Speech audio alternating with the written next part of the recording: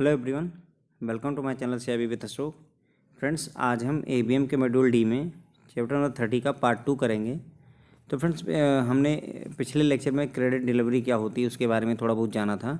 इस लेक्चर में हम कुछ और बातें इसके बारे में जानेंगे, जैसे what is disbursal of loan. कोई भी लोन होता है उसको डिसबर्स कैसे करते हैं, सिंडिकेशन ऑफ लोन कैसे किया जाता है, या कस्टोडियम अरेंजमेंट में लोन कैसे प्रोवाइड किए थे उनके बारे में जानेंगे फ्रेंड्स। ओके, तो स्टार्ट करेंगे फ्रेंड्स। डिसबर्सल ऑफ लोन ऐसे बहुत ही सिंपल सी लैंग्वेज में अगर आप समझिए तो किसी को आपने लोन सैंक्शन किया है, चाहे वो वर्किंग कैपिटल के रूप में हो चाहे टर्म लोन के रूप में हो, तो आप उसको लोन कैसे प्रोवाइड करेंगे, उसके खाते में पैसे कैसे देंगे, उसी के बारे में ही हम यहाँ पर बेसिकली सारी बातें करने जा रहे हैं। प्लस कैसे कंट्रोल करेंगे, कैसे मॉनिटर करेंगे, कंट्रोल कैसे रखेंगे, हर चीज़ उन सभी बातें के बारे में थोड़ा थोड़ा हम यहाँ पर जानेंगे फ्रेंड्स। ओके, तो in case of sole banking का मतलब ये हुआ कि सिर्फ एक बैंक है, एक ही बैंक से लोन लिया गया तो सोल बैंकिंग हो गई। तो in case of sole banking the bank provide working capital. जो bank working capital limit provide करता है, हम यहाँ वर्किंग कैपिटल लोन के बारे में पढ़ रहे हैं फ्रेंड्स। तो जो भी bank working capital limit provide करता है वो क्या करेगा, एक सीसी अकाउंट खोल देगा। क्या करेगा, कैश क्रेडिट अकाउंट ओपन कर देता है कस्टमर का, और जितनी भी फाइनेंशियल ट्रांजैक्शन होती है वो इसी सीसी अकाउंट के थ्रू ही राउट की, मतलब उसी के थ्रू ही होती है, राउटेड थ्रू दिस अकाउंट, इसी अकाउंट के थ्रू राउट की जाती हैं।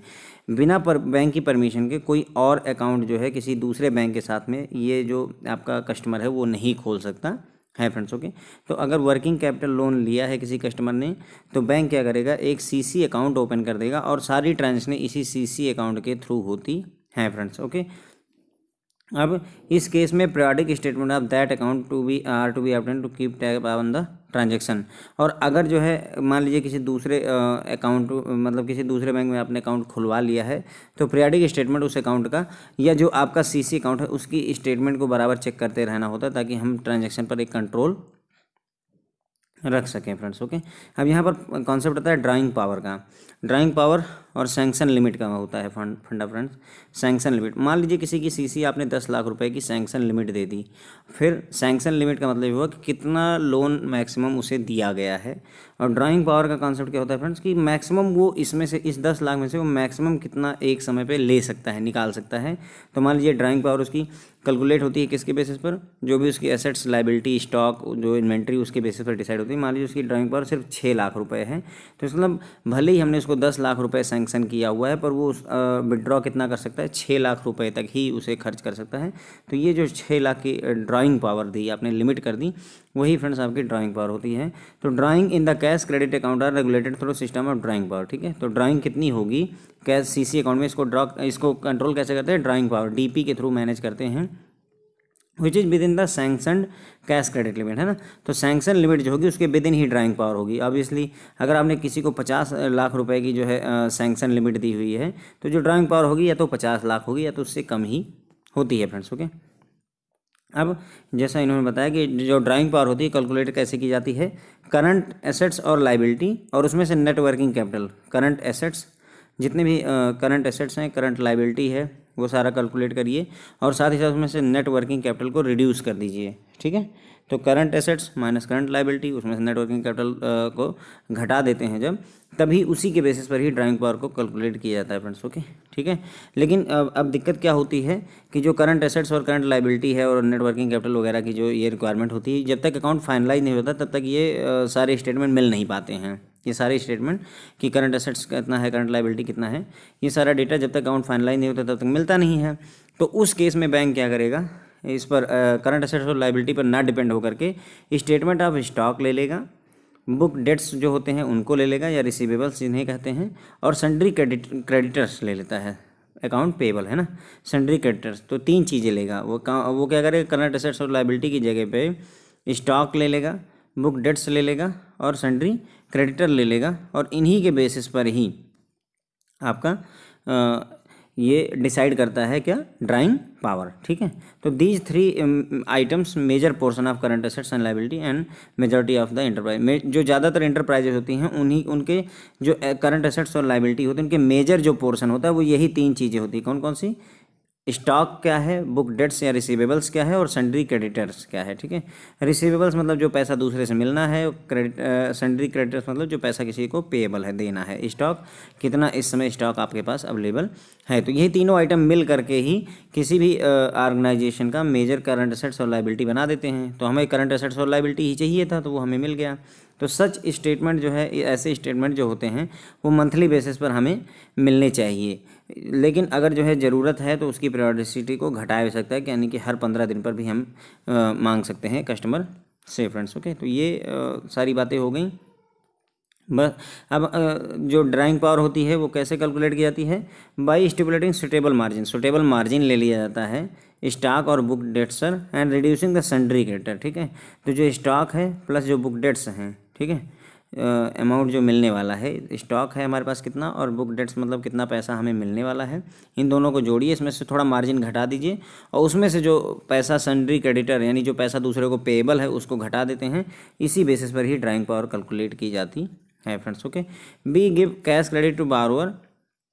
अब यहाँ पर क्या है कि अगर हम किसी बारोअर को कैश क्रेडिट दे देते हैं तो वहाँ पर चांसेज होते हैं कि वो डाइवर्जन कर देगा फंड का। सीधी सी बात है, आपने कैश क्रेडिट लोन जो लिया हुआ है, सीसी जो आपकी बनी हुई है वो इसलिए बनी हुई कि आप अपनी दुकान चलाएंगे, लेकिन अब मान लीजिए आप घर बनवाने लगे तो डाइवर्जन होने के चांसेज होते है फ्रेंड्स। ओके, तो जब भी cash credit of borrower there is a scope of diversion of fund. ठीक है, अगर मार्केट में लिक्विडिटी टाइट है, मार्केट में लिक्विडिटी टाइट है मतलब कि मार्केट में पैसा नहीं अवेलेबल है, या शॉर्ट टर्म जो interest on money market instrument है, या फिर जो 10 दिन के लिए या शॉर्ट टर्म जो मनी मार्केट इंस्ट्रूमेंट हैं, एफडी वगैरह है, अगर मान लीजिए 1 साल की एफडी का इंटरेस्ट ज़्यादा है, उस केस में भी क्या करेगा कस्टमर कि वो जो आपकी सीसी की लिमिट है उसको फुल यूटिलाइज करेगा।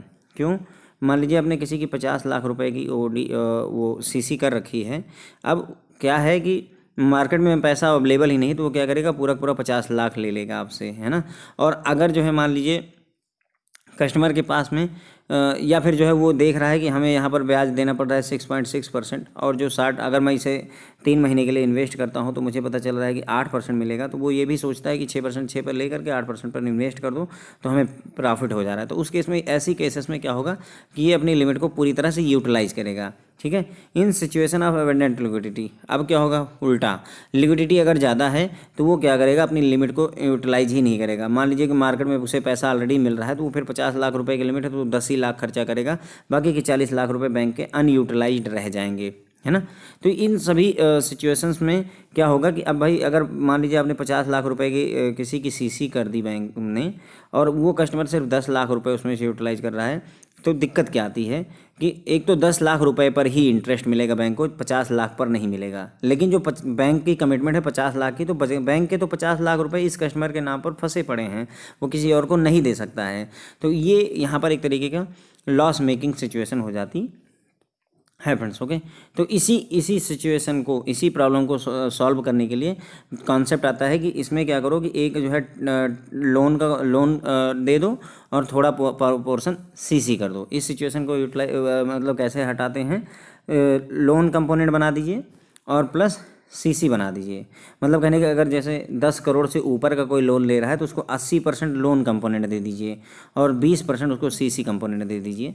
तो इससे फ़ायदा क्या होगा कि अगर मान लीजिए किसी ने 10 करोड़ रुपए का लोन लिया फॉर एग्जांपल, तो उसे 8 करोड़ रुपए आपने लोन कंपोनेंट दे दिया और 2 करोड़ रुपए सीसी कंपोनेंट दे दिया, तो 8 करोड़ रुपए क्या होगा, 8 करोड़ रुपए वो कस्टमर को लोन मिल गया। अब ये 8 करोड़ के बाद उसे इंटरेस्ट देना ही देना है। 2 करोड़ रुपए की सीसी है, वो उसकी मर्जी है, 2 करोड़ में से जितना निकालेगा उस पर लोन, उस पर इंटरेस्ट देगा, नहीं निकालेगा तो नहीं देगा। लेकिन पहले क्या होता, अब अगर मान लीजिए आपने लोन कंपोनेंट नहीं किया और किसी की 10 करोड़ रुपए की सीसी ही कर दी, अब पता चल रहा है वो 10 करोड़ की सीसी में से सिर्फ जो है 1 करोड़ रुपए ही खर्चा कर रहा है, तो बाकी के 9 करोड़ रुपए तो बैंक के फंसे हुए हैं, ना तो वो इंटरेस्ट दे रहे हैं ना हम किसी उसको और दे पा रहे हैं। इसीलिए ये कॉन्सेप्ट लेकर आया गया कि अगर जो है बारोअर 10 करोड़ रुपए से ज़्यादा, 10 करोड़ या 10 करोड़ रुपए से ज़्यादा बैंक से ले रहा है तो 80% जो है उसको एक मुश्त दे दीजिए उठा करके, और 20% उसको फ्लेक्सिबिलिटी दीजिए कि हाँ 20% में आप सीसी को हम कर दे रहे हैं, उसमें से जितना निकालना और डालना है वो निकालते डालते रहे, कोई दिक्कत नहीं है। अच्छा, अगर 10 करोड़ से कम का लोन है तो फिर कोई दिक्कत नहीं, बैंक कहता है अगर 10 करोड़ से कम का लोन है तो लोन कंपोनेंट ही पूरा का पूरा कर दीजिए, सीसी करिए ही मत। कोशिश ये करिए कि सीधा सीधा एक मुश्त ही दे दीजिए, लोन कंपोनेंट ही दीजिए, उसको सीसी ना करने की कोशिश करिए। ठीक है, अब कुछ ऐसे बिजनेस भी होते हैं फ्रेंड्स, इसके अलावा कुछ ऐसे बिजनेस एक्टिविटी होती हैं जो कि साइक्लिकल या सीजनल नेचर के होते हैं, है ना। जैसे जो टूरिस्ट प्लेसेस होते हैं, पता चल रहा है वहाँ बर्फ़ जब गिरती है तभी लोग आते हैं, तो सीजनल नेचर के होते हैं। तो उस केस में अगर आप जो है उनको लोन कंपोनेंट दे दोगे तो दिक्कत हो जाएगी। किसी को 8 करोड़ रुपए का लोन ही आपने सैंक्शन कर दिया और इकट्ठे ही दे दिया, जबकि उसके पास कस्टमर है ही नहीं, तो वो 8 करोड़ रुपए का क्या करेगा। तो इसीलिए इस केस में बेहतर होगा कि हम उसको जो है फ्लेक्सिबल रहें और सीसी प्रोवाइड कर दें। जब उसके कस्टमर सीजन में आते हैं तो वो अपना पैसा निकाले और जो भी इन्वेस्टमेंट करनी वो इधर उधर करे या फिर खरीदारी करनी वो करे, ठीक है फ्रेंड। तो यही बात कही गई कि कुछ बिजनेस एक्टिविटी ऐसी होती है जो साइक्लिकल या सीजनल नेचर की होती हैं, तो उस केस में जो ये लोन सिस्टम है वो डिफ़िकल्ट हो जाएगा बारोवर के लिए। तो बैंक जो है अपने बोर्ड ऑफ डायरेक्टर से अप्रूवल ले करके, है ना, इसमें जो कुछ एग्जेम्पशन प्रोवाइड कर दे लोन सिस्टम में, यानी लोन सिस्टम्स की जगह पे सीसी पर ज़्यादा फोकस करें फ्रेंड्स। ओके, तो ये हमने कुछ बातें फ्रेंड्स यहाँ पर जानी। किसके बारे में हम जानी? वर्किंग कैपिटल लोन के बारे में हमने समझा। वर्किंग कैपिटल लोन में एक बार फिर से देख लीजिए, दोबारा देखते हैं। वर्किंग कैपिटल लोन में हमने क्या समझा कि बैंक जब भी वर्किंग कैपिटल लोन देता है, लिमिट खोलता है किसी की, तो उसका एक सीसी अकाउंट बना देता है, कैश क्रेडिट अकाउंट बना देता है, और सारी ट्रांजैक्शन इसी सीसी अकाउंट के थ्रू होती हैं। बिना बैंक की परमिशन के वो कस्टमर किसी और बैंक में अकाउंट नहीं खुलवा सकता है। और अगर मान लीजिए खुलवा लेता है, या जो सीसी अकाउंट है उसका जो है स्टेटमेंट बराबर बैंक को चेक करते रहना चाहिए, ताकि ये पता चल सके कि कहीं सही जगह पर पैसे का यूज हो रहा है कि नहीं हो रहा है। अब जो सीसी आपने ओपन की है उसमें लिमिट कैसे लगाई जाती है या उसमें रेगुलेट कैसे किया जाता है, तो ड्राइंग पावर का कॉन्सेप्ट होता है फ्रेंड, उसके थ्रू करते हैं। ड्राइंग पावर या डीपी कहते हैं, ठीक है। ड्राइंग पावर का कॉन्सेप्ट मैंने आपको बताया कि एक सैंक्शन लिमिट होती है। सैंक्शन लिमिट होती है, जैसे मान लीजिए 1 करोड़ का लोन है, तो 1 करोड़ रुपये यदि आपने वर्किंग कैपिटल सैंक्शन किया हो तो 1 करोड़ रुपये सीसी की लिमिट हो गई, है ना, सैंक्शन लिमिट हो गई। और इसमें से वो मैक्सिमम कितना ड्रॉ कर सकता है, मान लीजिए 80 लाख रुपये ड्रॉ कर सकता है, तो ये हो गई उसकी क्या ड्राइंग पावर होगी। अब ड्राइंग पावर कैलकुलेट कैसे की जाती है, तो इन्होंने बताया कि जितना current assets minus current liability और उसी में से नेट वर्किंग कैपिटल अगर आप कर दीजिए तो इससे पता चलता है ड्राइंग पावर कितनी बनती है। लेकिन इस मेथड में एक दिक्कत है कि जब तक अकाउंट फाइनलाइज नहीं होते हैं तब तक आप ये करंट एसेट्स और करंट लाइबिलिटी पता नहीं कर सकते हैं। इसलिए बैंक क्या करता है, इस वाले मेथड को ना यूज करके बल्कि 3 चीज़ें मांगता है कस्टमर से। एक तो स्टॉक का स्टेटमेंट आप हमें दे दीजिए, बुक डेट्स या रिसीवेबल्स कितना पैसा आपको मिलना है किसी से वो बता दीजिए, प्लस सन्ड्री क्रेडिटर कितना पैसा आपको दूसरे को देना है ना। जैसे कोई दुकानदार है, उसके पास मान लीजिए 100 रुपये का स्टॉक है, प्लस उसको मान लीजिए 20 रुपये मिलने हैं और उसने 10 रुपये पे करने हैं, तो कुल मिलाकर के 110 रुपये, यही हो गया उसकी ड्राइंग पावर वाला फंडा यहाँ पर यूज हो रहा है फ्रेंड्स। ओके, तो ये जो 3 मेजर आइटम कौन कौन से, statement of stock, book debts या रिसीवेबल्स या सन्ड्री क्रेडिटर, यही तीनों मिल करके करंट एसेट्स और लाइबिलिटी मेजरली जो पोर्शन होता है करंट एसेट्स लाइबिलिटी का वो यही होता है। अब ये जो स्टेटमेंट होता है इसको नॉर्मली मंथली बेसिस पर लिया जाता है, लेकिन अगर ज़रूरत पड़ती है तो पीरियोडिसिटी को कम भी किया जा सकता है। तो अब ड्राइंग पावर कैसे कैलकुलेट की जाती है, तो मैंने अभी आपको एक एग्जांपल दिखाया कि जो भी स्टॉक है, मान लीजिए 100 रुपये का स्टॉक है किसी कस्टमर के पास में, उसको जो बुक डेट्स हैं यानी कि जो पैसे मिलने हैं दूसरे कस्टमर से 20 रुपये मिलने हैं, और जो उसने पे दूसरे को जो है मान लीजिए सन्ड्री क्रेडिटर या जो वापस करना है मान लीजिए 50 रुपये वापस करना है, तो ये कहते हैं कि क्या करिए, इसमें से मार्जिन ले लीजिए। 100 रुपये आपका स्टॉक है तो मान लीजिए 100 ना लेकर के इसको 90 रुपये ले दीजिए, कुछ 10-20 रुपये छोड़ दीजिए, 10-20% छोड़ दीजिए, ताकि वो मार्जिन रखना होता है फ्रेंड्स अपने पास में, ठीक है। अब जो मिलना है दूसरों से वो 20 रुपये की जगह मान लीजिए 15 रुपये ही मिलना है, तो इसको दोनों को जोड़ दीजिए, 105 रुपये मिलने हैं और उसमें से 50 रुपये किसी दूसरे को देने हैं, तो कुल मिला करके 55 रुपीज़, यही इसकी ड्राइंग पावर हो जाती है। तो इस तरह से ड्राइंग पावर कैलकुलेट कर लिया जाता है फ्रेंड्स। अब यहाँ पर एक अगला मुद्दा है या अगला टॉपिक है, वो ये है कि जो बारोअर लोन लेगा तो ज़रूरी नहीं कि जिस काम के लिए उसने सीसी बनवाई है उसी काम के लिए उस फंड को यूज करे, और प्लस फंड को गलत जगह अलग जगहों पर भी गलत जगहों पर भी यूज कर सकता है। साथ ही साथ जब मार्केट में पैसा नहीं होगा तो वो सीसी लिमिट को फुल यूटिलाइज करना चाहेगा, और जब मार्केट में पैसा एवेंडेंट होगा, पर्याप्त होगा, तो वो सीसी लिमिट को कम यूटिलाइज करना चाहेगा। तो चलो, अगर वो फुल यूटिलाइज कर रहा है तब तो कोई दिक्कत नहीं है बैंक को, लेकिन अगर कम यूटिलाइज कर रहा है तो उस केस में बैंक को दिक्कत होती है। अगर किसी ने 10 लाख रुपए की सीसी करवाई हुई है और सिर्फ उसमें से वो 4 लाख रुपए ही जो है यूज कर रहा है अपने बिजनेस के पर्पज़ से, तो बाकी के 6 लाख रुपए पर बैंक को कोई इंटरेस्ट नहीं आ रहा है और ना ही कोई बेनिफिट हो रहा है।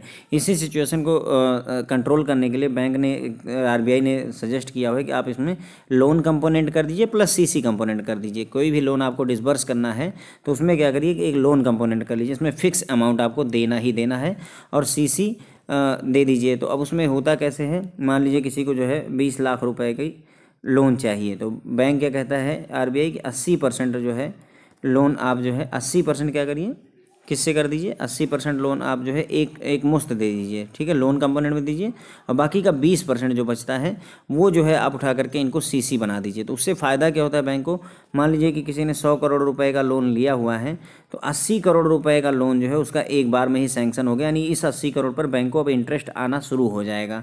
बाकी के जो 20 करोड़ रुपए बचते हैं फ्रेंड्स, 20 करोड़ रुपए वो डिपेंड करता है, उसकी मर्जी है कि कस्टमर अगर 20 करोड़ रुपए निकालेगा तो बैंक को ब्याज देगा, नहीं निकालेगा तो नहीं देगा, है ना। लेकिन कम से कम ये है कि पहले क्या होता था कि 100 करोड़ रुपए का लोन दे दिया बैंक ने तो पता चल रहा है कि 100 करोड़ में से बैंक कस्टमर सिर्फ 1 करोड़ यूज कर रहा है, बाकी के 99 करोड़ बैंक के बिना मतलब ऐसे ही फंसे हुए हैं। तो 99 करोड़ अब नहीं फंसे हैं, 80 करोड़ रुपए तो बैंक के हर हाल में यूटिलाइज हो रहे हैं, फंसते केवल अब 20% यानी 20 करोड़ रुपए ही हैं। अब इसमें लिमिट क्या होती है कि अगर 10 करोड़ या 10 करोड़ से ज़्यादा का जो है वो है लोन है तो उस केस में 80 और 20 का रेशियो लगा दीजिए, और अगर 10 करोड़ से कम का लोन है तो बैंक आरबीआई कहता है कि सिर्फ लोन कंपोनेंट ही दे दीजिए, लोन सिस्टम से ही दे दीजिए, यानी एक मुश्त उसको प्रोवाइड कर दीजिए, उसमें सीसी देने की ज़रूरत ही नहीं है। अब इसमें एक तीसरी बात और है कि कुछ बिजनेस ऐसे होते हैं जहां पर अगर आप लोन कंपोनेंट में ही जाओगे तो वो दिक्कत होगी, जो साइक्लिकल होते हैं या सीजनल नेचर के होते हैं, मतलब हर 6 महीने बाद ही वहां पर 3 महीने के लिए बिजनेस चलता है, अदरवाइज वो बंद हो जाता है। तो उस केस में अगर हम सीधे लोन कंपोनेंट पर ही जाएंगे, मान लीजिए 1 करोड़ रुपए का लोन है, उसको 80 लाख रुपये अभी आपने एक ही मुश्त दे दिया और उसका बिजनेस चल ही नहीं रहा है, हर 6 महीने बाद चलेगा, तो वो बेहतर नहीं होगा। तो उससे अच्छा होगा कि हम थोड़ा फ्लेक्सिबल रहें और लोन कंपोनेंट की जगह पर इसको सीसी प्रोवाइड कर दें तो अच्छा रहेगा फ्रेंड्स। ओके, तो हमने ये समझ लिया वर्किंग कैपिटल के बारे में फ्रेंड्स। अब हम समझेंगे टर्म लोन के बारे में। टर्म लोन का क्या क्या फंडा होता है फ्रेंड्स, कब यूज होता है, जैसे term loan if the term loan is to be disburse in one go, एक ही बार में अगर लोन डिसबर्स होना है, जैसे आपको मशीनरी परचेज करनी है, आपको रेडी हाउस बना बनाया घर खरीदना है, the borrower is asked to deposit in margin with bank, तो उस केस में क्या होता है बैंक के पास में मार्जिन डिपॉजिट करने, तो उस केस में क्या होता है बैंक मार्जिन जमा करने के लिए बैंक कहता है कि भाई आप मार्जिन ला करके जमा करिए। मार्जिन का क्या फंडा होता है फ्रेंड्स, मान लीजिए आपको 50 लाख रुपए का लोन लेना है, हाउसिंग लोन लेना है मान लीजिए, बैंक कह रहा है कि आपको 10% मार्जिन डिपॉजिट करना पड़ेगा। इसका मतलब ये हुआ कि 50 लाख रुपए के लोन में 5 लाख रुपए आपको अरेंज करना पड़ेगा, 45 लाख रुपए बैंक आपको दे देगा। 10% मार्जिन का यही फंडा होता है फ्रेंड, जितने भी अमाउंट का लोन है उसका 10% आपको कैश में अरेंज करना पड़ेगा, जैसे भी कैश एफडी या जो भी दीजिए वो आप खुद अरेंज करिए, बाकी का जो पैसा होगा वो बैंक आपको प्रोवाइड करता है। तो ये हो गया फ्रेंड्स मार्जिन का कॉन्सेप्ट, ठीक है। बैंक तो बारोवर से कहा जाता है कि आप मार्जिन मनी डिपॉजिट करिए, his loan account debited by the amount of loan and entire amount is paid to the buyer and remitted to him, ठीक है। तो क्या होगा कि 50 लाख रुपए का कस्टमर ने लोन लिया, उसमें से उसने 5 लाख रुपए खुद अरेंज किए, 45 लाख रुपए से उसका अकाउंट जो है आपका 45 लाख रुपए से उसका लोन अकाउंट डेबिट किया गया और उसके खाते में 45 और 5 लाख पहले से ही थे, कुल मिलाकर के 50 लाख रुपए उसके खाते में पहुंच जाते हैं फ्रेंड। तो ये टर्म लोन में ये कॉन्सेप्ट चलता है। तो टर्म लोन वन गो में डिसबर्स किए जाते हैं, एक ही बार में पैसा दिया जाता है। सीसी के केस में क्या था, पैसे बराबर एक बार सैंक्शन कर दिए कि वो डालता निकालता रहता है, लेकिन टर्म लोन के केस में ऐसा नहीं होता। आपने अगर 50 लाख रुपए का लोन ले लिया है तो 50 लाख रुपए आपको 1 या 2 इंस्टॉलमेंट मैक्सिमम में दे दिया जाएगा और आप इसको यूटिलाइज कर लीजिए और धीरे धीरे किस्तों में चुकाते रहिए, ठीक है फ्रेंड। तो इसमें मार्जिन का भी हमने मार्जिन मनी का कॉन्सेप्ट भी समझ लिया कि जो कस्टमर होता है उसको मार्जिन मनी जमा करनी पड़ती है। अब यहाँ पर है कि अगर कस्टमर ने क्या किया, मान लीजिए आपको ज़मीन खरीदनी है, किसी जगह पर ज़मीन खरीदनी है और 30 लाख रुपए का ज़मीन परचेज कर रहे हैं। अब हुआ क्या कि आपने 10 लाख रुपए या 2 लाख रुपए मान लीजिए एडवांस दे दिया उसको, अपना जो दुकान लैंडलॉर्ड है जो जिसका ज़मीन है उसको 2 लाख रुपए आपने एडवांस दे दिए। अब केवल 28 लाख रुपए देने हैं। तो ये जो 2 लाख रुपए आपने एडवांस दे दिए हैं, अगर इसका आप प्रूफ दिखा देते हो तो ये जो पैसा होता है इसे मार्जिन मनी में ही बैंक काउंट कर लेता है। अब टोटल मान लो आपको 5 लाख रुपए मार्जिन मनी इकट्ठा करनी थी तो 2 लाख रुपए आप पहले ही दे चुके, तो अब सिर्फ 3 लाख रुपए मार्जिन मनी ही ज़रूरत रहती है फ्रेंड्स। ओके, तो यही बात बताई गई है यहाँ पर, बस शर्त है कि आपको ये प्रूफ देना पड़ेगा कि हाँ हमने पैसे उसको दिए हुए हैं फ्रेंड्स। ओके, इन एक्सेप्शनल केसेस, वैसे नॉर्मली जो है क्या होता है कि जो आपका लोन होगा, तो जैसे मान लीजिए आपने किसी से लैंड परचेज की है, तो जो पैसा जाएगा वो जा करके सीधे किसको मिलता है, जिससे आपने लैंड परचेज की हुई है। लेकिन एक्सेप्शनल केसेस में जैसे कंजम्पशन लोन है या पर्सनल लोन वगैरह कस्टमर लेता है, तो उस केस में जो है कस्टमर के खाते में पैसा जाता है। अदरवाइज नॉर्मली पैसा कहाँ जाता है, कस्टमर के खाते में न जा करके जिससे आपने सेल परचेज की है वहाँ जाता है। लेकिन यदि आप मान लीजिए पर्सनल लोन लेते हैं, अपनी पर्सनल नीड के लिए आपने लोन लिया हुआ है, तभी आपके खाते में पैसा आता है। अदरवाइज ये कहाँ जाता है, जिससे आपने कुछ परचेज वगैरह किया हुआ। कार परचेज की है तो कार डीलर के खाते में जाएगा, मकान परचेज किया है मकान के मालिक के पास जाएगा। तो ये बात यहाँ पर बोली गई है। In cases where execution of project is spread over period of time, अगर कोई प्रोजेक्ट ऐसा है जो धीरे धीरे बन रहा है, समय के साथ बढ़ता जाएगा, तो उस केस में क्या होगा, जैसे जैसे प्रोजेक्ट आगे बढ़ता जाता है वैसे वैसे पैसे डिसबर्स किए जाते हैं फ्रेंड्स। ओके, तो ये इतनी सारी बातें हमने यहाँ पर समझ ली फ्रेंड्स। तो टर्म लोन में हमने क्या क्या जाना, टर्म लोन में एक तो पहली बात सारा का सारा पैसा एक बार में दे दिया जाता है नॉर्मल केसेस में। जैसे ये किस काम आता है, जैसे मशीनरी परचेज करनी है, घर खरीदना है, घर बनवाना है, तो उसमें क्या होगा, बारोवर से कहा जाता है कि आप जो है मार्जिन मनी डिपॉजिट करिए। मार्जिन मनी मैंने बताया कि मान लीजिए आपको 100 रुपये का लोन लेना है और बैंक ने आपसे कहा कि हमें 20 रुपये का मार्जिन चाहिए, तो इसका मतलब ये हुआ कि 100 रुपये का अगर आपको लोन चाहिए तो 20 रुपये आप ला करके बैंक को दिखाओगे, तभी बैंक आपको 100 रुपये का लोन देगा, है ना। इस तरीके से हो जाता है। तो मार्जिन मनी का ये कॉन्सेप्ट हो गया।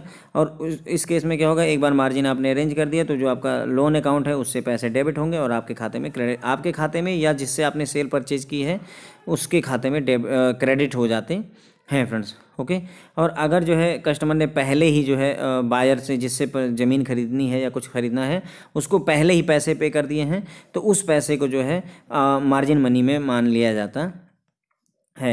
नॉर्मल केसेस में जो पैसा होता है वो जिससे परचेज किया होता है कस्टमर ने उसके खाते में जाता है। लेकिन अगर आपने पर्सनल लोन लिया हुआ है या कंजम्पशन लोन लिया हुआ है, तो जो पैसे होते हैं वो कस्टमर के खुद के खाते में ही आकर के क्रेडिट कर दिए जाते हैं, उसी को ही दे दिए जाते हैं। अब अगर कोई प्रोजेक्ट है जो लंबे समय में जो है मतलब चलता रहेगा, तो उसमें डिसबर्समेंट क्या होता है, जैसे जैसे प्रोजेक्ट आगे बढ़ता जाता है वैसे वैसे उसके खाते में पैसे डाल दिए जाते हैं। ठीक है। अब आरबीआई की गाइडलाइन क्या कहती है, डिसबर्समेंट ऑफ प्रोजेक्ट लोन, जो प्रोजेक्ट वाले लोन होते हैं उनके डिसबर्समेंट के लिए आरबीआई की गाइडलाइन क्या कहते हैं। तो इसमें कह रहे हैं कि जो नॉर्मली 3-4 तरीके हैं, 1-2-3 तरीके हैं, इनमें से कोई एक तरीका ऑप्ट किया जाता है जब हम क्या करते हैं प्रोजेक्ट लोन को सैंक्शन करते हैं। पहला, promoter bring their entire contribution upfront before the bank start disbursing it's commitment. तो क्या होगा, प्रमोटर ने जैसे मान लीजिए कहा है कि हम 10 करोड़ रुपए खुद का लाएंगे और बाकी का 90 करोड़ रुपए हम बैंक से लेंगे, तो प्रमोटर को सारा का सारा कंट्रीब्यूशन 10 करोड़ रुपए अपफ्रंट तुरंत ही लेकर आता है, इससे पहले कि बैंक अपना कमिटमेंट स्टार्ट करे। मतलब 90 करोड़ रुपए दे, उससे पहले 10 करोड़ रुपए पूरा का पूरा जो है अपफ्रंट तुरंत का तुरंत प्रमोटर लेकर आता। प्रमोटर मतलब जो कंपनी का मालिक है या जिसने लोन लेना है। अब या फिर promoter bring certain % of their contribution equity, मतलब जितना उनको, जैसे मान लीजिए उसने कहा था कि हम 10 करोड़ रुपए अपना लाएंगे, तो उसमें से 40-50% यानी 4 करोड़ या 5 करोड़ लेकर आया अभी तुरंत ही, और बाकी का जो है धीरे धीरे लाएगा। उसने कहा कि सर हम 10 करोड़ रुपए मैं लेकर आऊँगा, 90 करोड़ रुपए आप मुझे लोन दे दीजिए, ये बैंक देगा, ये कस्टमर को लाना है। लेकिन उसने कहा कि सर अभी मेरे पास 5 करोड़ रुपए हैं, बाकी के जो 5 करोड़ हैं वो मैं धीरे धीरे करके हर साल 1 करोड़ 2 करोड़ देता जाऊंगा। उस तरीके से भी कर सकते हैं। या फिर ये भी पॉसिबल होता है कि प्रमोटर्स एग्री कि वो ब्रिंग करेंगे equity fund proportionally as bank finance the debt portion. मतलब कहने का उन्होंने बैंक के साथ एग्रीमेंट कर लिया कि भाई 90 करोड़ रुपए आपको हमको लोन देना है और मुझे 10 करोड़ रुपए लाना है। जैसे जैसे आपने 10 करोड़ रुपए का, जब हमें 90 में से 10 करोड़ का लोन दोगे तो मैं भी आपके लिए 1 करोड़ ले आऊँगा, फिर अगला 10 करोड़ का लोन जब दोगे तो मैं भी 1 करोड़ रुपये ले आऊँगा। तो वही कह रहे हैं कि इसमें क्या हो रहा है कि they bring the equity portion proportionally, जितना बैंक फाइनेंस करता है उतनी उसी रेशियो में ही वो इक्विटी लेकर आते हैं प्रमोटर्स। ठीक है, तो इन 3 मेथड में से कोई एक मेथड जो है ऑप्ट किया जाता है फ्रेंड्स। ओके, तो आरबीआई की गाइडलाइन क्या कहती है, जब भी कोई प्रोजेक्ट फाइनेंस का डिसबर्समेंट होता है तो उसमें क्या होता है, या तो प्रमोटर पूरा का पूरा पैसा ले आएगा इससे पहले कि बैंक अपना जो है लोन देना शुरू करे, पैसा भेजना शुरू करे। दूसरा, प्रमोटर जो है 40-50% लेकर आता है। और तीसरा कहता है, तीसरे मेथड में कि जो है बैंक जो है जो आपका प्रमोटर है या जो मतलब कंपनी का मालिक है वो क्या करेगा कि पैसा जैसे जैसे बैंक फाइनेंस करता जाएगा उसी प्रोपोर्शन में वो अपना शेयर लाता, इक्विटी अपनी लाता जाएगा। अब इसमें दिक्कत क्या है, सबसे लास्ट वाला मेथड जो है सबसे ज़्यादा रिस्की है ना। द लास्ट मेथड है ग्रेट इक्विटी फंडिंग रिस्क, है ना। मतलब बाकी मेथड तो ठीक है, अगर सारा का सारा पैसा 10 करोड़ रुपए एक ही बार में ले आया तो कोई रिस्क नहीं है। अगर 5 करोड़ दे दिया और 5 करोड़ धीरे धीरे करके देने के लिए कहा तो भी थोड़ा बहुत रिस्क कम ही है। लेकिन अगर ये कह रहा है कि जितना अगर आप 90 करोड़ रुपए का लोन में से 10 करोड़ दोगे तो मैं 1 करोड़ लाऊंगा, तो यहाँ थोड़ा रिस्क ज़्यादा बढ़ जाता है, क्योंकि हो सकता है आगे जाकर के कस्टमर पैसे ही बार बार ना दे। तो वही इन्होंने कहा हुआ है कि यहाँ पर रिस्क ज़्यादा बढ़ जाता है। तो in order to contain this risk, अब इस रिस्क को कंट्रोल कैसे किया जाता है, बैंक जो है गाइडलाइन लाएगा किसके बारे में, DER, डेट इक्विटी रेशियो का। मतलब बैंक को देखना होगा कि डेट इक्विटी रेशियो कभी भी जो है एक सर्टन लिमिट से कम ना हो, है ना। तो बैंक को क्या करना होगा कि बैंक को इंश्योर करना होगा कि उतना ही लोन दे और प्रमोटर उतना फंड लेकर के आए, ताकि जो DER है, डेट इक्विटी रेशियो है, वो हमेशा मेंटेन रहे। समझ गए आप कि नहीं समझ गए, है ना। बैंक को क्या करना है कि मतलब जो है रिस्क को कंट्रोल करने के लिए बैंक क्या करेगा, DER, डेट इक्विटी रेशियो को कैलकुलेट करेगा और हमेशा बैंक उतना ही लोन देगा ताकि प्रमोटर भी उतना ही लाएगा। जैसे मान लीजिए बैंक 50 करोड़ दे रहा है तो प्रमोटर को 5 करोड़ लाना ही लाना होगा। अगर बैंक 10 करोड़ दे रहा है तो प्रमोटर को 1 करोड़ लाना होगा, ताकि ये जो रेशियो है डेट इक्विटी रेशियो, ये हमेशा मेंटेन है, उससे कम ना हो, ताकि हम इसको कंट्रोल कर पाएँ फ्रेंड्स। ओके, आई होप आपको ये काफ़ी हद तक क्लियर हो गया होगा।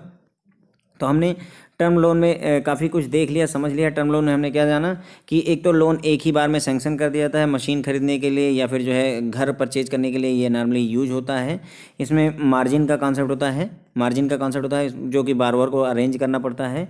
अगर पैसे पहले से ही बायर को पे कर दिए गए हैं तो उसे भी मार्जिन मनी में ही मान लिया जाता है, कोई दिक्कत नहीं है। नॉर्मली जो पैसा होता है वो सीधे सेलर के खाते में जाता है, लेकिन अगर जो है पर्सनल लोन है या कंजम्पशन लोन है तो वो पैसा कस्टमर के खाते में भी डाल दिया जाता है। अगर कोई प्रोजेक्ट है जो कि टाइम के साथ में धीरे धीरे प्रोग्रेस करेगा तो जो लोन का डिसबर्सल है वो जो है प्रोग्रेस के साथ साथ ही किया जाता है। मतलब अभी जैसे 100 करोड़ रुपए का कोई प्रोजेक्ट है तो पता चल रहा है कि इस महीने 5 करोड़ रुपए दिए गए, अगले महीने फिर 10 करोड़ रुपए दिए गए। इस तरीके से धीरे धीरे जैसे जैसे प्रोजेक्ट आगे बढ़ता जाएगा वैसे वैसे डिसबर्समेंट होता जाता है। अब इसके लिए RBI की गाइडलाइन क्या कहती है, डिसबर्सल ऑफ प्रोजेक्ट का लोन, तो उसमें क्या है कि जो प्रमोटर की इक्विटी है उसके बारे में मेजर कंसर्न होता है। तो प्रमोटर की इक्विटी के बारे में 3 नियम हैं। एक तो प्रमोटर पूरा पैसा ले आए, दूसरा प्रमोटर अपनी तनख्वाह का 50% लेकर के आए, और तीसरा जो है प्रमोटर क्या करे कि जो है जो इक्विटी जैसे जैसे बैंक सैंक्शन कर देता है उसी रेशियो में ही अपना खुद भी अरेंजमेंट करता जाए जो प्रमोटर है, ठीक है। अब जो तीसरा मेथड है उसमें रिस्क सबसे ज़्यादा है, तो उसको कंट्रोल करने के लिए debt equity ratio method use किया जाता है। उसमें क्या करते हैं कि बैंक को सर्टन ये निश्चित करना होगा कि कभी भी डेट इक्विटी रेशियो एक सर्टन लिमिट से नीचे ना जाए, यानी कि जितना बैंक सैंक्शन करेगा लोन उसी के प्रोपोर्शन में ही जो कस्टमर होगा उसको भी फंड लाना पड़ेगा फ्रेंड्स। ओके, ठीक है फ्रेंड। तो अब तीसरा टॉपिक उठाते हैं, लेंडिंग अंडर कंस्टोरियम या मल्टीपल बैंकिंग एग्रीमेंट। बहुत ही छोटा सा टॉपिक है। इसमें क्या कॉन्सेप्ट है, मान लीजिए कोई बैंक है, अब एक कस्टमर आपके पास आता है, वो 10,000 करोड़ रुपए के लोन की डिमांड करता है। कोई बड़ा कस्टमर है, 10,000 करोड़ रुपए का लोन चाहिए। अब दो प्रॉब्लम हो सकती हैं। एक तो ये हो सकता है कि ये कस्टमर खुद ही चाहता है कि हम भैया जो है एक बैंक से लोन नहीं लेंगे, हमको 4-5 बैंक से लोन मिला करके 10,000 करोड़ चाहिए। दूसरी सिचुएशन ये हो सकती है कि जो बैंक है उसके पास जो कैपिटल है उसकी लिमिट ही इतनी है कि वो किसी एक कस्टमर को 2,000 करोड़ रुपए से ऊपर का लोन दे ही नहीं सकता है। तो जब 2,000 करोड़ से ऊपर का लोन नहीं दे सकता तो 10,000 करोड़ का लोन कहाँ से देगा। तो उसी केस में हमें मल्टीपल बैंक, कई बैंक कंस्टोरियम बनाना पड़ेगा और उसी के हिसाब से लोन देना पड़ता है, ठीक है फ्रेंड। तो in the sole banking is suitable for financing working capital of enterprise only if the requirement, है ना। तो किसी इंटरप्राइज के लिए लोन देना, वर्किंग कैपिटल का लोन देना एक बैंक के लिए तब पॉसिबल है जब उसकी रिक्वायरमेंट पॉलिसी फ्रेमवर्क के विदिन में पूरी हो जाए। यानी किसी एक इंटरप्राइज को अगर 300 करोड़ चाहिए, हमारी लिमिट में है तो हम कर देंगे, लेकिन अगर किसी को 3,000 करोड़ रुपए चाहिए और बैंक की लिमिट 1,000 करोड़ की है तो यहाँ पर बैंक फंस जाता है। उस केस में उसे दूसरे बैंकों से हेल्प लेनी पड़ती है। If requirement grow beyond the comfort level, जो बैंक की लिमिट है उससे आगे अगर उसकी रिक्वायरमेंट बढ़ती है risk perception of particular segment borrower, it would like another bank to finance a part of requirement of the enterprise। तो उस केस में क्या होगा कि बैंक की जो कस्टमर है उसकी जो डिमांड है वो बैंक की लिमिट से बाहर है, चाहे वो पोटेंशियल गाइडलाइन की वजह से, चाहे रिस्क लेने की वजह से बैंक पूरा फाइनेंस नहीं कर सकता है। तो बैंक क्या करेगा, वो चाहेगा कि कोई दूसरा बैंक इसमें इन्वॉल्व हो और कुछ पार्ट उसमें से वो भी प्रोवाइड करे। अच्छा, कुछ कभी कभी ऐसा होता है कि बारोवर खुद ही जो है एक बैंक से नहीं लेना चाहता बल्कि वो वेरियस बैंक से फैसिलिटी को लेना चाहता है, ठीक है। तो अगर if 2 or more banks get into formal arrangement, अगर 2 या 2 से अधिक बैंक एक फॉर्मल अरेंजमेंट या एग्रीमेंट में जाते हैं to finance working capital need of borrower, तो इसे ही कंसोर्टियम अरेंजमेंट कहते हैं फ्रेंड्स। 2 या 2 से अधिक बैंक जो है जब वर्किंग कैपिटल को फाइनेंस करने के लिए एक बारोवर को एक साथ आते हैं, कोई अरेंजमेंट फॉर्मल अरेंजमेंट या फॉर्मल एग्रीमेंट करते हैं, तो उसे ही फ्रेंड्स कंसोर्टियम अरेंजमेंट कहते हैं। अब कंसोर्टियम अरेंजमेंट चलता कैसे है, क्योंकि भाई मान लीजिए एक बैंक नहीं है, 5 बैंक हैं, तो उस केस में क्या होगा, कौन आगे बढ़ेगा, कौन डॉक्यूमेंटेशन देखेगा, कौन डिसबर्सल देखेगा, कौन क्लाइंट के साथ मीटिंग फिक्स करेगा, ये सारी बातें असर्टेन करनी होती हैं। तो ये जितने भी काम मैंने अभी अभी आपको कहे, ये जो मेंबर बैंक करता है उसे लीड बैंक कह दिया जाता है। The custodian bank decider on one of the member as lead bank. तो एक मेंबर को, 5 बैंक हैं, 5 में से एक मेंबर को लीड बैंक बना दिया जाता है। Who not only arrange the periodic meeting with the member bank, उसका काम क्या होता है कि जो जितने भी मेंबर बैंक है, 4 बैंक और हैं, ये लीड बैंक हो गया, इसका काम है सभी बैंकों के साथ जब मीटिंग की जरूरत है तो मीटिंग अरेंज करवाना, साथ ही साथ जो है असेसमेंट करेगा, डॉक्यूमेंटेशन का पूरा काम, charge creation, monitoring of account, ये सारा कुछ कामों में वो लीड करेगा। डॉक्यूमेंटेशन का पूरा भार उसके ऊपर का, लोन असेसमेंट का काम, चार्ज क्रिएशन करवाने का, चार्ज है ना, मॉर्गेज वगैरह करवाना, ये सारा काम वो खुद कौन करवाएगा, लीड बैंक, जो एक बैंक आगे बढ़ करके। अब लीड बैंक ऐसे मुफ्त में तो करेगा नहीं, तो उसके लिए उसको पैसे भी मिलते हैं, है ना। In case of multiple banking there is no formal agreement between, there is no formal agreement bank through they may share the information about the account in their mutual interest, ठीक है। तो अब क्या हुआ कि यहाँ पर इन केस ऑफ मल्टीपल बैंकिंग, वहाँ पर हमने क्या देखा, ये हमने देखा कस्टोडियम अरेंजमेंट की बात हो गई फ्रेंड्स, है ना। Consortium bank decide one of the member lead bank, okay ठीक है। तो हमने यहाँ पर देखा फ्रेंड्स कि लेंडिंग अंडर कस्टोडियम या मल्टीपल बैंकिंग अरेंजमेंट में, तो अगर एक बैंक है तो वो सुटेबल होता है फाइनेंसिंग नीड, अगर किसी कस्टमर की कैपिटल नीड को फुलफिल कर पा रहा है विद इन पॉलिसी फ्रेमवर्क, तो फिर वो ठीक है सोल बैंकिंग, यानी एक बैंक के लिए। लेकिन अगर मान लीजिए कि जो कस्टमर की रिक्वायरमेंट है वो इस मतलब बैंक के कंफर्टेबल लेवल से आगे चली जाती है, या गाइडलाइन नहीं अलाउ करती है कि एक बैंक सारे का सारा फाइनेंस प्रोवाइड कर सके, तो उस केस में बेहतर होता है कि कई सारे जो है बैंक एक साथ मिल करके एक अरेंजमेंट बना लें, है ना। 2 या 2 से अधिक बैंक फॉर्मल अरेंजमेंट कर लेते हैं, एग्रीमेंट कर लेते हैं, ताकि वो बारोवर की वर्किंग कैपिटल नीड को पूरा कर सके, तो इसे ही कंसोर्टियम अरेंजमेंट कहते हैं, ठीक है फ्रेंड। तो अभी कंसोर्टियम अरेंजमेंट में जो बैंक होता है, एक वो डिसाइड करते हैं 4-5 बैंक मिल करके, एक बैंक लीड बैंक होगा जिसका काम होगा कि सभी मेंबर बैंक के साथ में पीरियोडिक मीटिंग करवाना, ठीक है। असेसमेंट में भी वही लीड करेगा, documentation, charge creation, monitoring of account, ये सारे काम में वही लीड करता है, उसे लीड बैंक कहते हैं। In case of multiple banking there is no formal arrangement between the banks though they may share information about the account in their mutual interest. तो मतलब जो मल्टीपल बैंकिंग में क्या होता है, कोई फॉर्मल अरेंजमेंट नहीं होता है बैंक के बारे में, बैंक्स का, बल्कि लेकिन वो ये है कि अपन म्यूचुअल इंटरेस्ट में एक दूसरे के साथ इन्फॉर्मेशन शेयर कर सकते हैं फ्रेंड्स, ओके। तो हमने ये बात अच्छे से समझ ली, किसके बारे में, कंसोर्टियम या मल्टीपल बैंकिंग अरेंजमेंट का कॉन्सेप्ट समझ लिया। इसी को दूसरी लैंग्वेज में समझिए, syndication of loan. Syndication of loan, अब वहाँ पर क्या था, कंसोर्टियम अरेंजमेंट आपने कहा या मल्टीपल बैंक कहा, बैंक के पॉइंट ऑफ व्यू से, यहाँ पर लोन के पॉइंट ऑफ व्यू से कहेंगे तो उसी बात को ही सिंडिकेशन ऑफ लोन कह देते हैं। तो the term syndication is normally used for sharing a long term loan to a borrower by 2 or more banks. देखिए वही बात कह रहा है ना कि सिंडिकेशन का टर्म का क्या मतलब होता है कि sharing of long term loan, जो लॉन्ग टर्म का कोई लोन है एक बारोवर का, जिसे 2 या 2 से अधिक बैंक आपस में शेयर करते हैं, तो उसे ही सिंडिकेशन कहते हैं। अब इससे फ़ायदा क्या होता है, this is the way of sharing the risk associated with, है ना। इसमें क्या हो, रिस्क की शेयरिंग हो गई, associated with the lending of that borrower by the bank is generally use for large loan. सीधी सी बात है, छोटे लोन के लिए क्यों किया जाएगा, लार्ज लोन के लिए किया जाता है, और इसमें रिस्क की शेयरिंग हो जाती है। द बारोवर इंटेंडिंग टू, अब इसमें क्या है, जो बारोवर जो है जिसको लोन लेना है, जितना लोन लेना है वो एक बैंक को मैंडेट देता है। एक बैंक के पास जाएगा कि सर हमको लोन चाहिए, जिस बैंक के पास हो जाता है उसे लीड बैंक कह देते हैं, और उसी से कहता है कि आप अरेंज करिए sanction of total amount on it's behalf. उसके बिहाफ पर वो कहता है कि हमें 10,000 करोड़ रुपए का लोन चाहिए आपसे। तो अब आप नहीं दे सकते तो कोई बात नहीं, लेकिन आप मेरे बिहाफ पर अब आप अरेंज करिए सभी बैंकों के साथ मिल करके मुझे लोन दिलवाइए। ठीक है, तो अब क्या करेगा, लीड बैंक अप्रोच करता है विभिन्न बैंक को विथ डिटेल। वो डिफरेंट बैंक के पास जाएगा कि भाई ये 10,000 करोड़ रुपए डिमांड कर रहे हैं, 2,000 करोड़ मैं कर दूंगा, बाकी 8,000 करोड़ रुपए मुझे अभी और चाहिए। अब आप अपनी लिमिट देख लो, अगर आप ओके हो तो आगे बढ़ते हैं। ठीक है, तो these bank appraise the proposal as per their policy. अब हर बैंक अपने हिसाब से कितना रिस्क ले सकता है, पॉलिसी क्या है, उसके हिसाब से प्रपोजल सही है नहीं सही, वो सारा डिसीजन हर बैंक खुद लेता है। Lead bank does the liaisoning work and common terms and condition of sanction में भी है ना। तो मतलब लीड बैंक का क्या काम होता है, लाइजनिंग करवा देगा सबके बीच में, कॉमन टर्म्स और कंडीशन जो है मतलब एग्री करवा देगा, है ना। Meeting of participating bank arrange कर देगा, कौन, लीड बैंक करवा देता है। और इसके लिए जो फीस लेगा उसे सिंडिकेशन फीस कहते हैं। किससे, बारोवर से लेता है। लीड बैंक चार्ज करता है सिंडिकेशन फीस। क्यों सिंडिकेशन फीस ले रहा है, क्योंकि भाई आपने कहा 10,000 करोड़ रुपए का लोन हमको सैंक्शन कर दीजिए। अब ये जो बैंक है वो दौड़ रहा है आपके बिहाफ पर, वो आपको 2,000 करोड़ रुपए का लोन दे देता है और आप आगे बढ़ जाते, दूसरे बैंक से खुद जाकर के लेते, तो फिर उसे फीस की जरूरत नहीं थी। लेकिन चूंकि बैंक आपके बिहाफ पर काम कर रहा है इसलिए वो सिंडिकेशन फीस लेगा आपसे। ठीक है फ्रेंड, तो देखिए टर्म एक ही है, कंस्टोरियम अरेंजमेंट मल्टीपल बैंक का अरेंजमेंट कहिए चाहे सिंडिकेशन कहिए। बस क्या है कि सिंडिकेशन अगर आप टर्म यूज कर रहे हैं तो वो लोन के पॉइंट ऑफ व्यू से करिएगा, और कंस्टोरियम अरेंजमेंट का जब आप बात करेंगे तो वो किसके पॉइंट ऑफ व्यू से, बैंक के पॉइंट ऑफ व्यू से करिएगा। तो जो टर्म होता है सिंडिकेशन, उसका क्या मतलब होता है, जब 2 या 2 से अधिक बैंक किसी एक बारोवर के लॉन्ग टर्म लोन को शेयर करते हैं तो उसे ही सिंडिकेशन कहते हैं।